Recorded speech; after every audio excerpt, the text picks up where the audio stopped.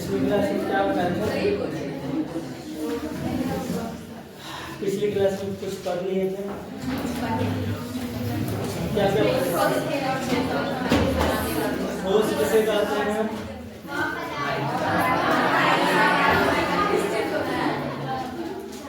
बोलना नहीं, हम बोलेंगे तुम भी सुनना, अल्लाह होने लगेगा फिर।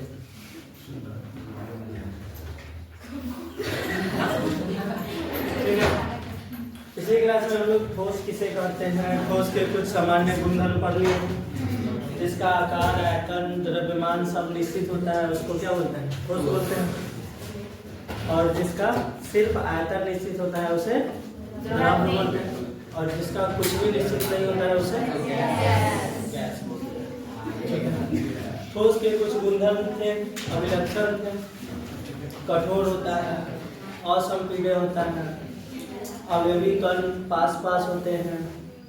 अवयवी कण अगर पास पास है तो ठोस होता है, थोड़ा दूर दूर है तो द्रव होता है, बहुत दूर दूर है तो गैस होता है, यही ना। उसके बीच अंतराण्विक आकर्षण बल ठोस के बीच अधिक होता है, उससे कम द्रव में सबसे कम अंतराण्विक आकर्षण दूरी, अंतराण्विक दूरी सबसे कम किस में? ठोस में। उससे ज्यादा द्रव में और सबसे ज्यादा गैस में। ये सब चीज पढ़ लिए थे। अब हम लोग को पढ़ना है कि ठोस या फिर कोई भी पदार्थ जो होता है वो छोटे छोटे अवयवी कण या घटक कण से मिलकर के बना होता है। तो घटक कण के व्यवस्था के आधार पर ठोस के प्रकार, घटक कण के किसके आधार पर? व्यवस्था के आधार पर ठोस का प्रकार। घटक कण के व्यवस्था के आधार पर ठोस का प्रकार पढ़ने से पहले एक चीज हम लोग को पढ़ना है कि कोई भी पदार्थ जो होता है वो ठोस, द्रव या गैस क्यों होता है, उसके पीछे का कारण क्या है। कोई ना कोई चीज होगा जो कारण होगा। अवस्था निर्धारित करने वाले कारक, अवस्था निर्धारित करने वाले कारक कौन कौन से हैं? किसी को पता है? अवस्था निर्धारित करने वाले कारक नहीं पता? आयतन, आयतन नहीं।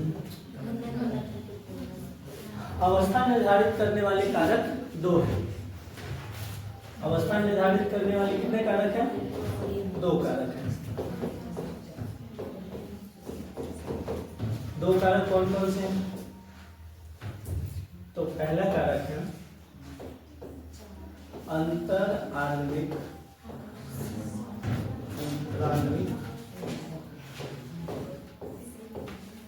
आकर्षण बल। अंतराण्विक आकर्षण बल पहला कारक कौन है? अंतराण्विक आकर्षण बल। दूसरा कारक है उष्मीय ऊर्जा। दूसरा कारक कौन है? उष्मीय ऊर्जा। अब आखिर ये दोनों होता क्या है?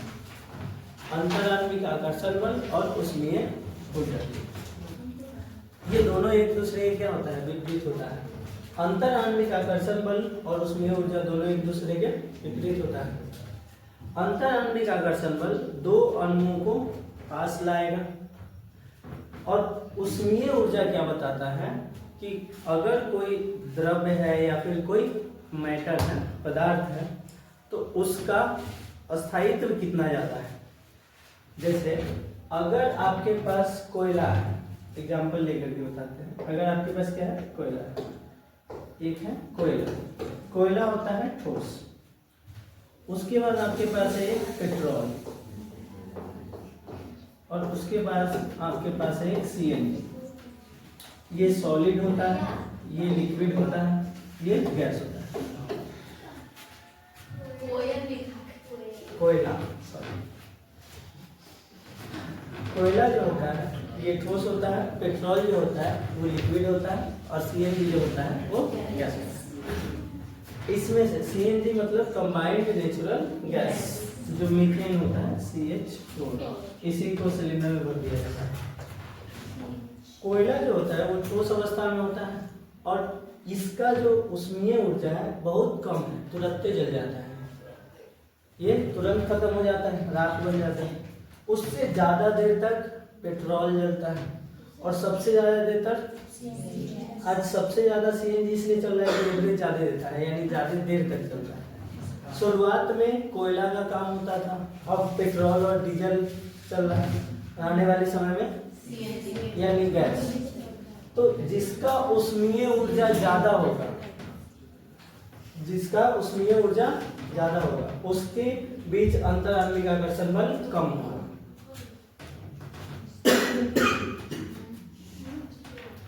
उसके बीच अंतर आणविक आकर्षण बल क्या होगा? कम होगा, होगा कि नहीं?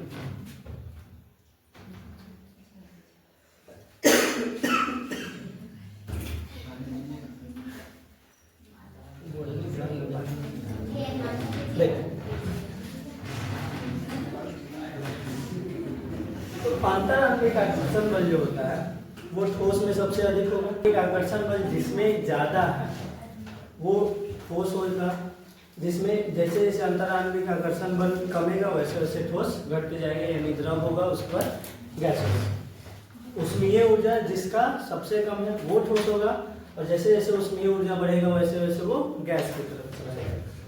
तो अगर किसी पदार्थ का अस्थायित्व देखना है, किसी पदार्थ पे क्या देखना है? अस्थायित्व।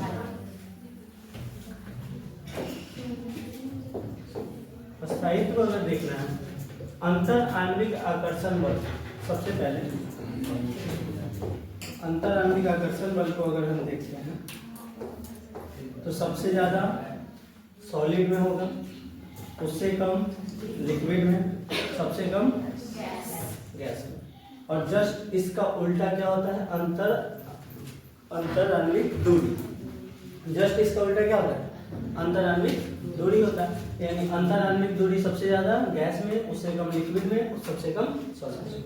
उष्मीय ऊर्जा क्या हो जाएगा? सबसे अधिक गैस का होगा, उससे कम लिक्विड और सबसे कम सॉलिड। यही दो कारक के कारण कोई पदार्थ गैस होगा, लिक्विड होगा या फिर सॉलिड होगा, वो कौन निर्धारित करता है? यही दो कारक, अंतर आणविक आकर्षण बल और दूसरा उष्मीय ऊर्जा। किसी को दिक्कत परेशानी लिख लीजिए।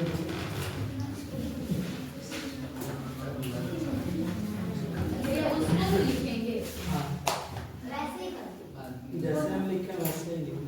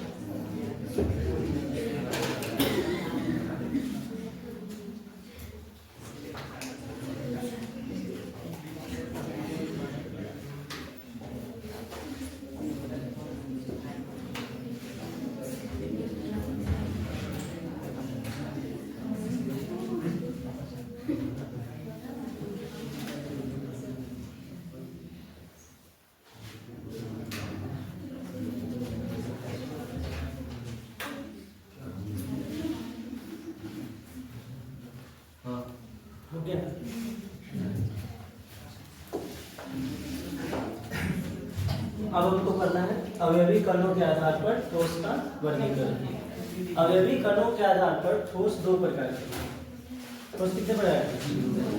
दो प्रकार के।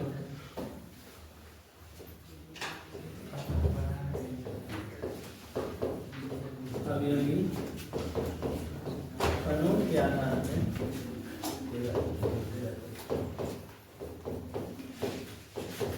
ठोस कितने प्रकार के? दो प्रकार के।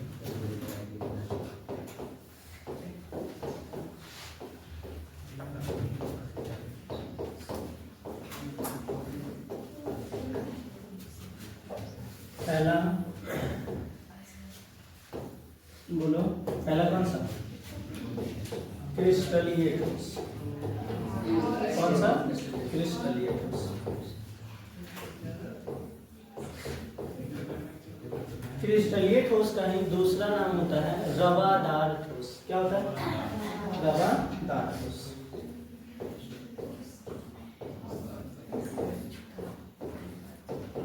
और इसको इंग्लिश में बोलते हैं क्रिस्टलाइन सॉलिड। क्या होता है? Crystalline solid.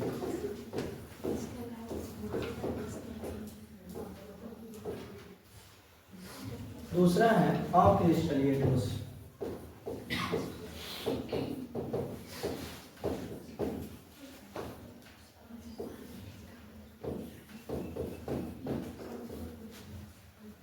इसको दूसरा नाम है इसका वे रवादार ठोस। इसका दूसरा नाम वे रवादार ठोस। इसको इंग्लिश में बोलते हैं एमोर्फोस सॉलिड।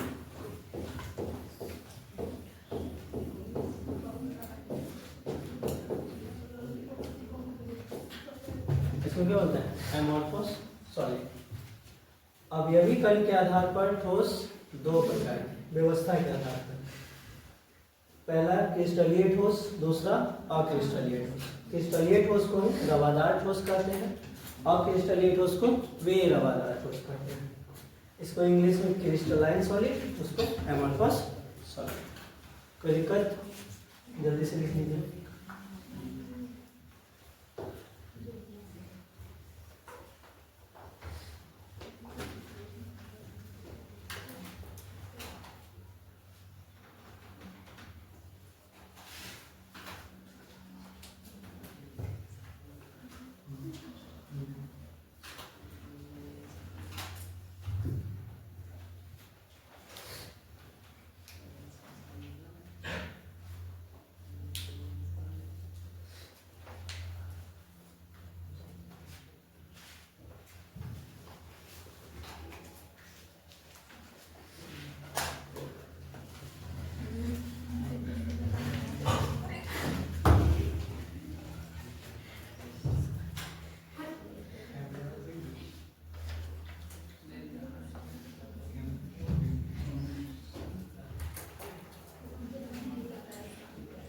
हो गया?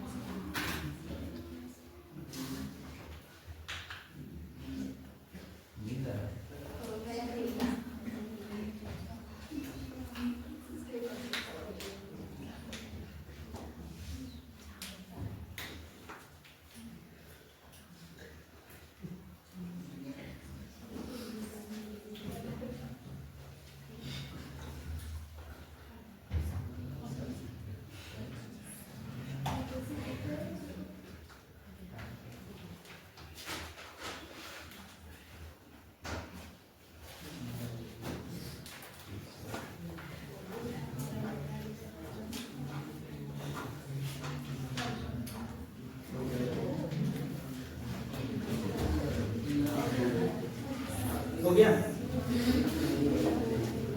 अब पहला है क्रिस्टल ठोस। क्रिस्टल ठोस या क्रिस्टलीय ठोस। क्रिस्टलीय ठोस किसको बोलते हैं? क्रिस्टलीय ठोस का आप एक इमेज देख पा रहे होंगे, एकदम सीरीज में है। क्या है? एक के बाद एक, एक के बाद एक, एकदम सीरीज में। व्यवस्था कैसी होगी? नियमित होगी, किसी न किसी नियम। जैसे प्रेयर के दौरान पंक्ति में कैसे खड़ा होता है? प्रार्थना के समय एकदम एक लाइन में खड़ा होता है। तो अगर अवयवी कण क्या है? नियमित है, तो कैसा ठोस होगा? क्रिस्टल ठोस।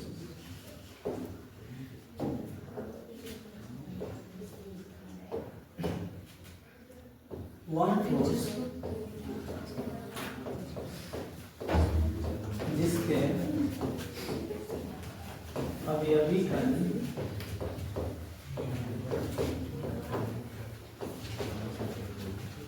नियमित, कैसे हो? नियमित क्रिस्टलीय ठोस का नाम।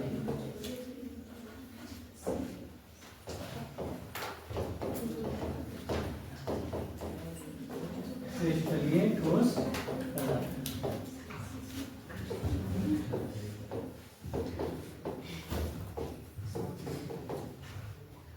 क्या कहलाता है? क्रिस्टलीय ठोस। जैसे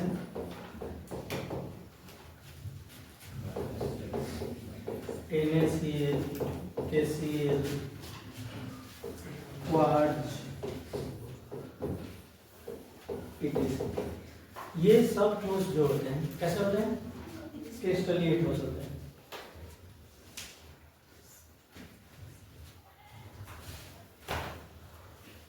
देखना, जैसे अगर कोई क्रिस्टलीय ठोस है, उसका ये एक अगर अवयवी कण है, तो जस्ट इसके ही इसी लाइन में दूसरा अवयवी कण होगा, इसी के लाइन में दूसरा अवयवी कण होगा,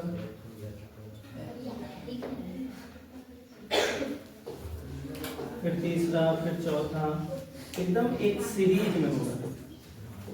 देख पा रहे हैं? इसको बोलते हैं क्रिस्टलीय ठोस। एकदम क्या है? एक ही लाइन में एक सीरीज में होगा, तब वो क्या होगा? क्रिस्टलीय ठोस होगा।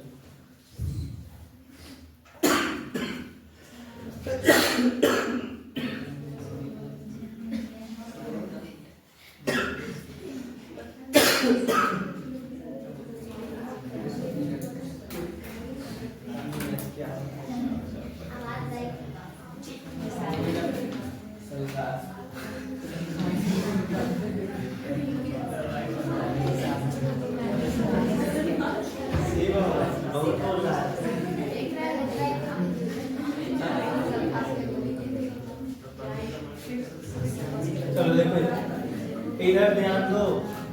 वहाँ ठोस जिसके अवयवी कण क्या होते हैं? नियमित होते हैं, उसको क्या बोलते हैं? क्रिस्टलीय ठोस। जैसे NaCl हो गया, KCl, क्वार्ट्ज।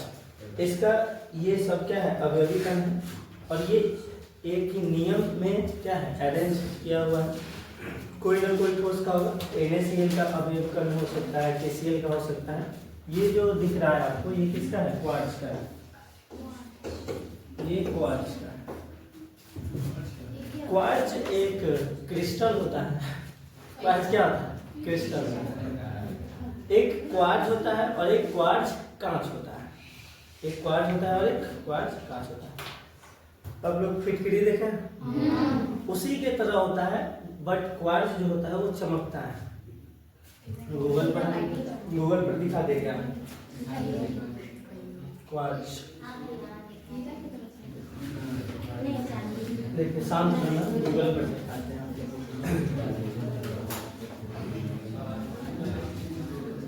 साइलेंस।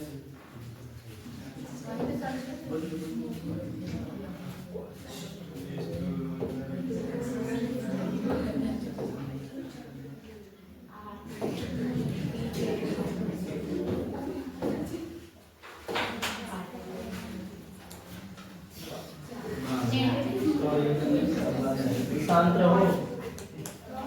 चलो बाद में दिखा देंगे, बाद में दिखा देंगे। अभी नहीं।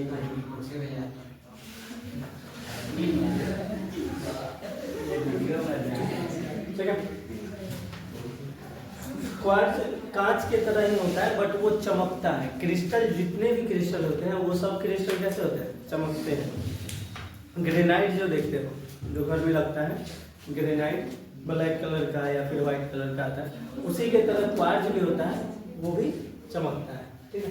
क्वार्ट्ज भी क्या होता है? एक क्रिस्टल होता है। लिखिए थे आप लोग? नोट कर लीजिए। इसको बना लेना, उसको छोड़ देना।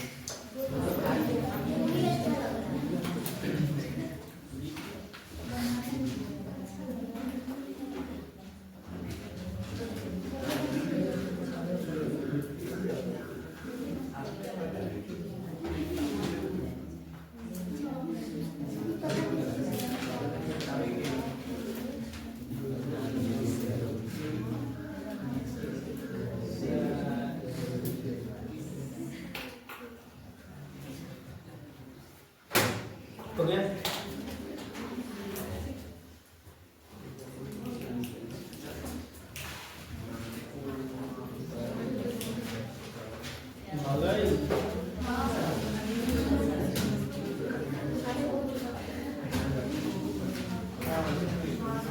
किसी को कोई दिक्कत? चलो आगे देखते हैं। देखो इधर देखो, अक्रिस्टलीय ठोस। अक्रिस्टलीय ठोस का दूसरा नाम बेरवा। इंग्लिश में क्या बोलते हैं? एमोर्फोस सॉलिड।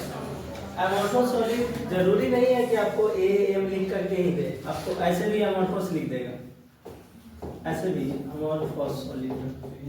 अब कंफ्यूज हो जाओगे ये क्या है? उसी का नाम है किसका? बेरवा ठोस का अक्रिस्टलीय ठोस। अक्रिस्टलीय ठोस किसको बोलते हैं? वह ठोस जिसका अवयवी कण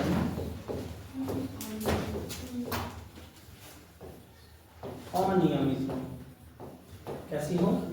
अनियमित। अगर अवयवी कण अनियमित है उसको क्या बोलेंगे? अक्रिस्टलीय ठोस। अक्रिस्टलीय ठोस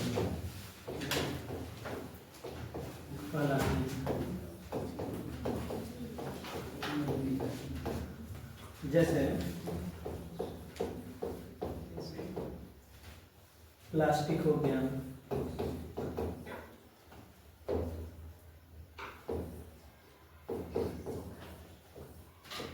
फाइबर हो गया, कांच, क्वार्ट्ज कांच,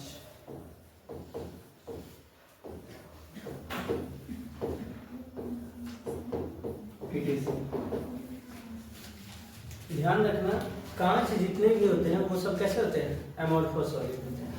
कांच और क्वार्ट्ज कांच भी एमोर्फोस है। क्वार्ट्ज जो होता है वो क्रिस्टलीय और क्वार्ट्ज कांच अक्रिस्टलीय। इसमें ज्यादा कंफ्यूजन होता है, इसलिए क्वार्ट्ज क्या होता है? क्रिस्टल और क्वार्ट्ज कांच अक्रिस्टल। इससे पहले आपको क्वार्ट्ज का हम दिखाए थे इमेज। ये है क्वार्ट्ज कांच की द्विविमीय संरचना दिया हुआ है। देखिए ये नियमित नहीं दिख रहा होगा आपको, कोई बड़ा है कोई छोटा है, कोई इधर है कोई उधर है, तो ये अनियमित है, इसलिए क्या है? अक्रिस्टलीय ठोस। इसमें कोई दिक्कत? अनियमित अपना से एक छोटा सा बना लीजिए, जैसे क्या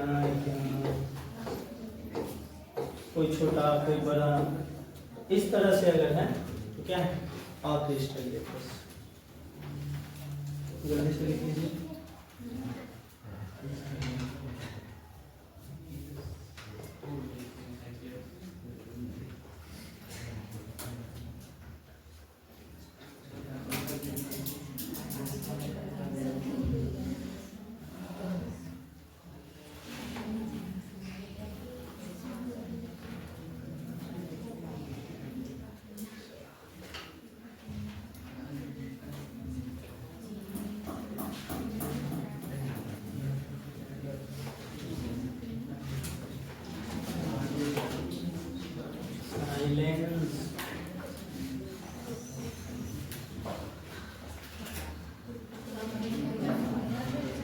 हो गया?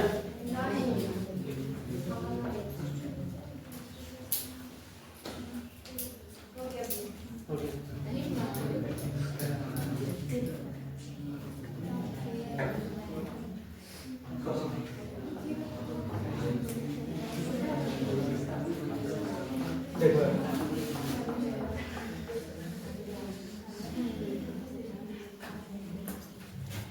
इसके बाद हम लोग को पढ़ना है क्रिस्टलीय तथा अक्रिस्टलीय ठोसों में अंतर। लेकिन अंतर पढ़ने से पहले कुछ छोटा सा दो टॉपिक पढ़ना है। एक होता है विषम दैशिकता और एक अतिशीतित द्रव। इसी के अंदर आता है, लेकिन उसको हम लोग पहले पढ़ लेते हैं ताकि उसमें फिर से दिक्कत ना हो।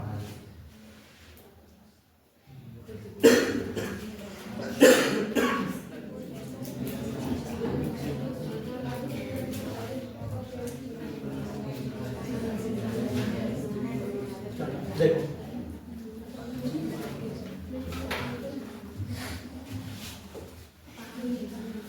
विषम दैशिकता क्या बनना है? विषम दैशिकता। विषम दैशिकता क्या होता है? जैसे कुछ भौतिक परिवर्तन होते हैं, घनत्व, आयतन, द्रव्यमान, आकार, ये सब में अगर परिवर्तन करने पर उसके गुण में नियमित परिवर्तन होता है तो उसको बोलते हैं विषम दैशिकता। अगर इसके भौतिक परिवर्तन में, भौतिक अवस्था में, भौतिक कारक में कोई परिवर्तन किया जाता है तो इसके गुण भी बदल जाते हैं। जो भी ठोस है वो गुण भी बदलते हैं, लेकिन कैसे? नियमित दर से, एक नियम के अनुसार। जैसे यहाँ सी है, इसके नियम में दिख रहे हैं एकदम सीधे परिवर्तन हुआ है। यहाँ भी परिवर्तन कैसा है? सीधा, मतलब एकदम नियम से चल रहा है। तो वैसे परिवर्तन को क्या बोलते हैं? विषम दैशिकता। क्या बोलेंगे? किसी को कोई दिक्कत? दिशा के अनुसार भौतिक गुण, किसके अनुसार? दिशा के अनुसार।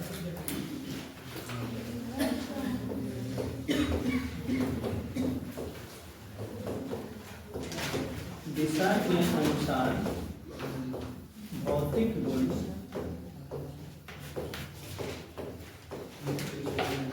जैसे अपवर्तनांक, घनत्व, द्रव्यमान, क्या क्या? अपवर्तनांक, घनत्व, द्रव्यमान, उष्मीय चालकता, आकार, आयतन। डॉट लगा दे, तीन जो जितने भी भौतिक गुण होते हैं, आकार हो जाएगा, आयतन, उष्मीय चालकता, इन सभी में परिवर्तन करने पर, क्या करने पर? परिवर्तन करने। दिशा के अनुसार भौतिक गुण जैसे अपवर्तनांक, घनत्व, द्रव्यमान, आकार, आयतन, इन सभी में परिवर्तन करने पर एक नियमित दिशा में होता है। इन सभी में जो परिवर्तन होता है वो क्या हो? नियमित दिशा में।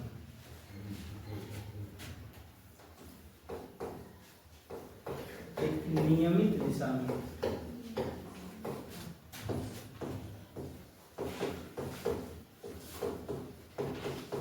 क्या कहलाएगा? विषम दैशिकता। किसी को कोई दिक्कत?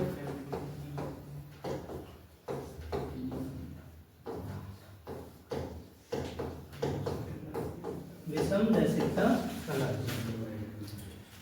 अपवर्तनांक, आयतन, इन सब में अगर परिवर्तन किया जाए तो वो क्या हो? एक नियमित दिशा में हो, उसी को क्या बोलते हैं? विषम दैशिकता। नाम से देखने से लग रहा होगा कि विषम है यानी कि सीधी दिशा में नहीं होगा। इसका यही पे कंफ्यूजन होता है। विषम है, विषम नाम से मतलब नहीं है जाता। आप नहीं सोचिएगा कि अगर सम होगा तो सीधा होगा, विषम है इसका मतलब सीधा नहीं होगा। विषम दैशिकता का मतलब दिशा कैसी है? सीधी, ठीक है, नियमित है। और इसका जो प्रयास होता है वो दीर्घ होता है, यानी बहुत लंबा प्रयास होता है। प्रयास करने का मतलब उसका लंबाई, अवयवी कण का लंबाई, ये इस तरह से बहुत बड़ा, ठीक है, बहुत दूर तक अरेंज हो सकता है। जब ऐसे बच्चे खेल रहे होते हैं फील्ड में तो कम बच्चा रहता है, ज़्यादा भीड़ लगता है, लेकिन वही पीरियड के समय बहुत ज़्यादा रहता है और एक लाइन में, सीधा लाइन में हो जाने की वजह से लगता है कि कम गया है। तो इसका जो नियमित होते हैं, उस जो भी नियमित होगा सबका प्रयास कैसी होगी? दीर्घ प्रयास होगी। अगर कोई डिसिप्लिन में है तो वो ज़्यादा अच्छा है, होता है कि नहीं होता है? डिसिप्लिन में नहीं है, ज़्यादा अच्छा नहीं है। अगर आप किसी नियम से चलते हैं तो ज़्यादा दिन तक आप जिएगा, अगर आप नियम तोड़ते हैं तो जल्दी मरिएगा, कम दिन तक, ठीक है। इसकी प्राकृतिक वास्तविक होती है। इसकी प्रकृति कैसी होती है? वास्तविक होती है।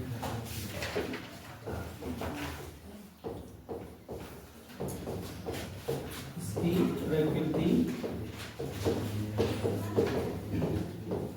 वास्तविक होती है।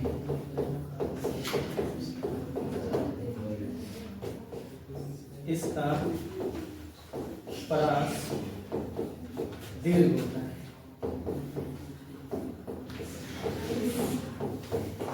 या फिर आप ऐसे भी लिख सकते हैं कि ये दीर्घ पराशरी होता है, उसका परास दीर्घ होता है।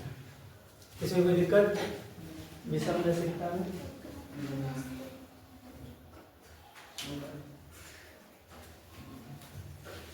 दिक्कत होगा तो बोलना, नोट करो।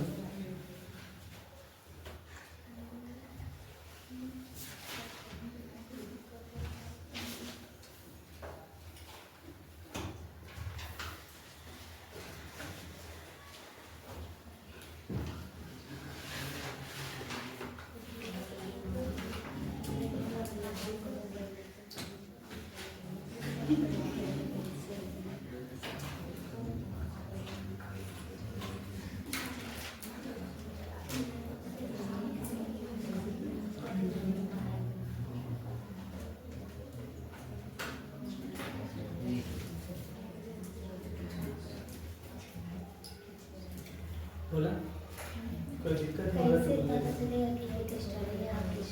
कैसे पता चलेगा कि वो क्रिस्टल ये है और क्रिस्टल ये है? अच्छा क्वेश्चन है। अगर उसका व्यवस्था अवयवी कणों की व्यवस्था नियमित है तो क्रिस्टल ये है, अवयवी कणों की व्यवस्था नियमित नहीं है और क्रिस्टल ये। अब देख करके कैसे पता चलेगा कि हाँ ये क्रिस्टल है या और क्रिस्टल, यही ना? तो देख करके आप सब चीज का पता नहीं लगा सकते हैं, लेकिन कुछ चीज का पता लगा सकते हैं। जैसे जो ये अभी हम लोग अंतर नहीं पढ़े, अभी गुण भी नहीं पढ़े, तो जब गुण पढ़िएगा तो क्रिस्टल जो होता है उसका सरफेस चिकना होता है। क्रिस्टल का सरफेस चिकना प्लेन होगा, चिकना पनीर की तरह, और अक्रिस्टलीय ठोस का जो सरफेस होता है वो रुखरा रुखरा होता है, गिट्टी की तरह। आप जो भी समझिए, जैसे आप कोई प्लास्टिक का चेयर होगा उस पर जब नाखून लगाइएगा तो वो कैसा हो जाता है, रुखरा रुखरा की तरह हो जाता है। ठंडी के दिनों में चमड़ा भी उसी तरह का हो जाता है, तो वो अक्रिस्टलीय है, ठीक है। तो वो वहाँ से आप पहचान सकते हैं अगर किसी ठोस का सरफेस कैसा है, चिकना है तो वो क्रिस्टलीय है, अगर रुखरा रुखरा है तो अक्रिस्टलीय है, ठीक है। ऐसे देख करके पहचान सकते हैं। इसमें किसी को कोई दिक्कत? नोट कर लिए? अब बनना है अतिशीतित द्रव। साइलेंस। क्या बनना है? अतिशीतित द्रव। अतिशीतित द्रव को इंग्लिश में क्या बोलते हैं? Super cooled liquid.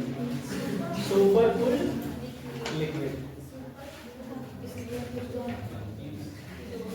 Super cooled liquid.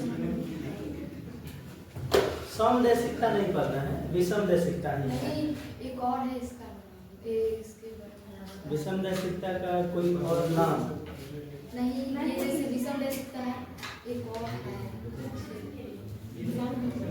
समदैशिकता कुछ ज्यादा काम नहीं है। समदैशिकता है, विषमदैशिकता है उसका दिशा सीधा होगा, समदैशिकता का दिशा सीधा नहीं होगा, लेकिन समदैशिकता हम लोग को नहीं पढ़ना है, उसका कोई काम ही नहीं है, इसलिए नहीं पता है। दोनों एक दूसरे के क्या होता है, उल्टा होता है। अतिशीतित द्रव, कोई बता सकता है अतिशीतित द्रव किसको बोलते हैं? किसको? Super cooled liquid. आप जैसे देखते होंगे कोई हाईवे पर या फिर कहीं पर एक्सीडेंट देखा है, इंसान को नहीं देखने के लिए बोल रहा है, वो जो कार होता है या ट्रक होता है, जब वो धक्का लगता है तो उसका कांच घर के कांच जैसा नहीं टूटता है, छोटा छोटा मोती की तरह टूट जाता है। देखो दिख रहा होगा, वो कांच जो होता है वो अक्रिस्टलीय होता है और वो सुपर कूल्ड लिक्विड अतिशीतित द्रव से ही बना होता है। उसको बहुत ज्यादा ठंडा करके बनाया जाता है। वो जितने भी कांच होते हैं उसको क्या किया जाता है, बहुत ज्यादा ठंडा करके बनाया जाता है। कारण ये है इसके पीछे कि अगर वो घर वाला कांच होगा तो जब टूटेगा तो चोट से तो बाद में मरेगा ड्राइवर, कांच भुकाने से पहले मर जाएगा। इस वजह से वो कांच से ज्यादा नुकसान नहीं होता है। हाँ तो होता है, बट उससे ज्यादा नुकसान, उसको हम लेकर के काटेंगे तो जल्दी नहीं करेगा, वो मोटा होता है और वो अतिशीतित द्रव होता है। द्रव और ठोस में अंतर होता है। जो ठोस होता है वो ज़्यादा नुकसान करेगा, जो द्रव होगा वो ठोस के मुकाबले कम करेगा। अतिशीतित द्रव क्या होता है?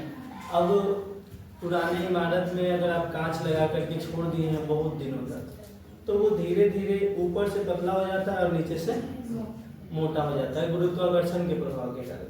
ऊपर से धीरे धीरे पतला होते जाएगा और नीचे से मोटा होता है। ठीक है। तो द्रवों में क्या होता है, एमोर्फोस सॉलिड में और क्रिस्टलीय ठोस में द्रव के समान बहने का गुण होता है। अगर किसी को आप यहाँ रखे हैं कोई कण को, तो ये धीरे धीरे डगर के नीचे चल जाएगा, टहलने लगता है। द्रव के जैसा क्या होता है? टहलने लगता है। और क्रिस्टलीय ठोस के कणों में कैसा गुण होता है बताओ?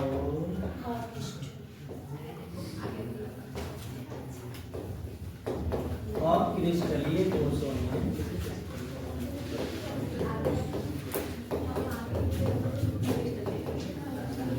द्रवों के समान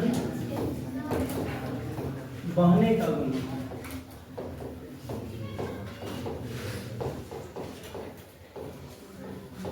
बहने का गुण होता है, जिसे अतिशीतित द्रव क्या कहते हैं? अतिशीतित द्रव कहते हैं। द्रव कहते हैं।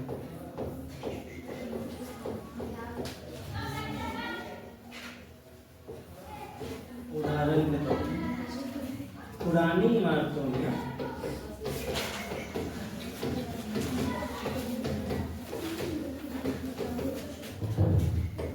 लगे कांच ऊपर से पतले तथा नीचे से मोटे हो जाते हैं। कैसे हो जाते हैं? नीचे से मोटा हो जाता है।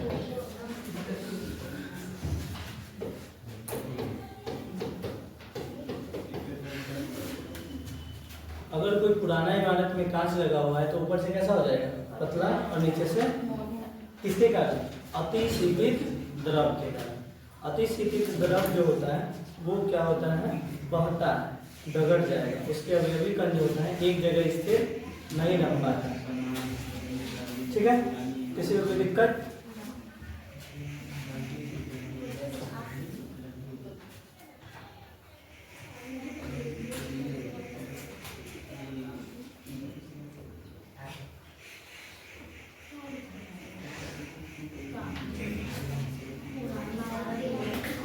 वही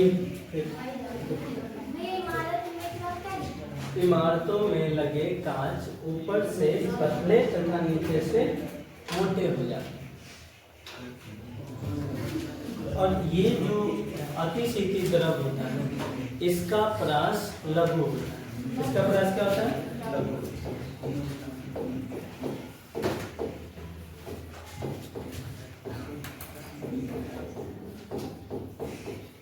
इसका परास लघु होता है, मतलब ये ज्यादा लंबा चेन नहीं बना सकता, ये छोटा छोटा चेन ही बनाएगा।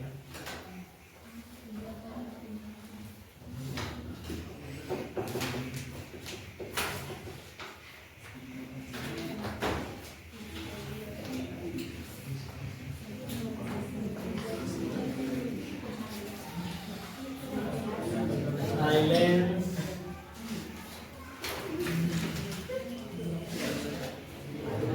किसी को कोई दिक्कत? परेशानी? परास लघु होता है। परास का मतलब देखिए, इससे पहले भी परास होता है। परास का मतलब ये होता है, परास का मतलब है कि वो चेन कितना लंबा बना रहा है। ठीक है। अगर छोटा चेन बना रहा है तो लघु परास, अगर बड़ा चेन बना रहा है तो दीर्घ परास। ठीक है। अगर ये वाला जो क्या है, ये लघु प्रास हो गया, ये दीर्घ प्रास हो गया, और ये छोटा वाला लघु प्रास हो गया। प्रास एक तरह से क्षमता कह सकते हैं आप उसका।